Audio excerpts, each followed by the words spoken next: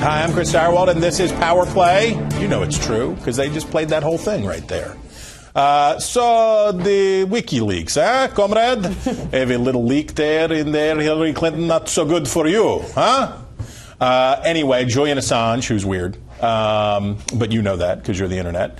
Julian Assange and his organization, whether leaked to them or hacked by Russians, and the government of the United States seems strongly to think that it's hacked by Russians, have gotten a bunch of John Podesta's emails, and it is embarrassing for Hillary Clinton in a lot of different ways. John Podesta, of course, is her consigliere, her most senior advisor, in which they talk about everything from disliking conservative religious people and Catholics, but also things like how they want to burn Bernie Sanders and how they worked with friendly journalists and all kinds of stuff like that. Does it actually matter, or is this just the appearance of false balance in media coverage of an election that otherwise would just every day be a picture of Donald Trump with a big cross across his face? So, people who know include Paige Lavender. Are you the political editor? Yeah, one of a few. Snap. Political editor at the Huffington Post. Michael Warren, do you want to use a special title, or should I just say you work for the Weekly Standard? I'm the secret political editor. He is the stealth political editor, flying under the radar. Yeah. Bill Kristol has no idea. He has no idea what's going on. That's how good you are. That's how good you are. All right, so Paige, the WikiLeaks stuff. Now, first of all, it's grody because you don't exactly know you don't know its provenance, and you don't know whether it's real. Mm-hmm. But we've had enough of these verified. I mean, Hillary Clinton essentially confirmed one of them in the debate because she was like, she was so wanted to tell her Lincoln story so much. It's very funny. I was actually in the thing that I'm either confirming or not confirming. In the thing that I said, it was actually about Abraham, and you're like, whoa.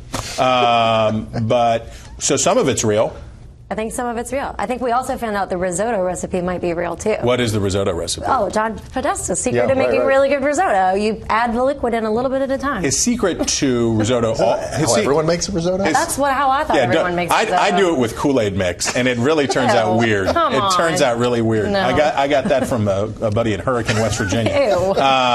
No, look, there is embarrassing stuff here about colluding with... media outlets for puffy, favorable coverage. Well, colluding is too strong, but massaging media outlets for puffy, favorable coverage, and also for trying to screw over Bernie Sanders and what they really think about Bernie Sanders. Does this affect Hillary's base? Not in the way that anything Trump is doing affects him. Stipulate. We did. Okay. I don't think this is as heavy as people are making it out to be. I think that the fact that they were sort of figuring out what to do with Bernie. Is anyone surprised by that? I mean, they were rivals in the Democratic primary. I think the fact that they were sort of figuring out how to handle that situation, even if they were maybe not talking in the most pretty of terms, is not shocking. And then the relationship with the press, and as a journalist. Also, duh. Exactly. And you know, as a journalist, any politician and their team, and especially Hillary Clinton, there is a relationship with the press. Nothing is ever so cut and dry that it's just here's a story, here's an interview. I don't think that this is as incendiary as some people are making. Trump has grabbed a hold of the Catholic stuff and the religious stuff with both hands. Trump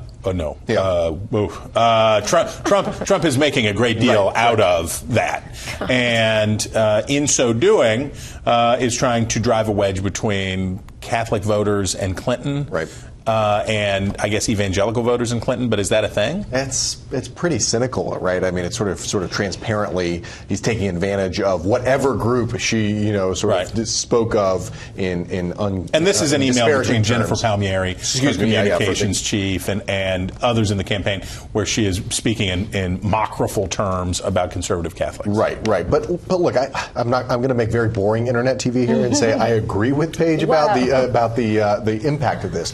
And I'll tell you why it's the difference between this and, say, the big Trump video is this is the kind of routine, dirty stuff of politics. That everybody kind of figures is already being done. I mean, people who don't like Hillary Clinton will find everything and that helps Trump. Now, the part of this that helps Trump is that he wants to stoke as much of the fires of enmity against Hillary Clinton as he can right now.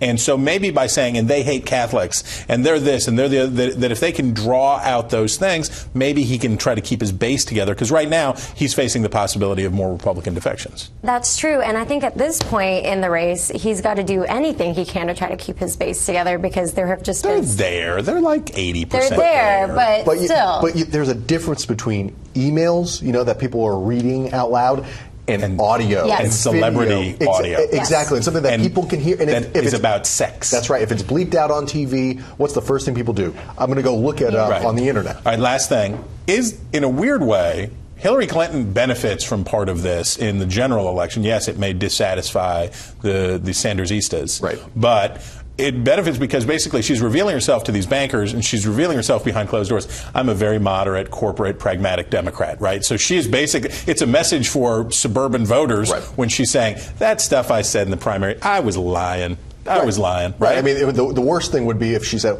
actually, I'm trying to start the revolution here. But of course, she's not. And because it's not who she is. So, tell no one. Do not tell Comrade Bernie. We are even to the left of him. Ha, ha, ha. Guys, thank you for being with us. And you, Internet, thank you for being with us. And we hope you come back for more Power Play real soon.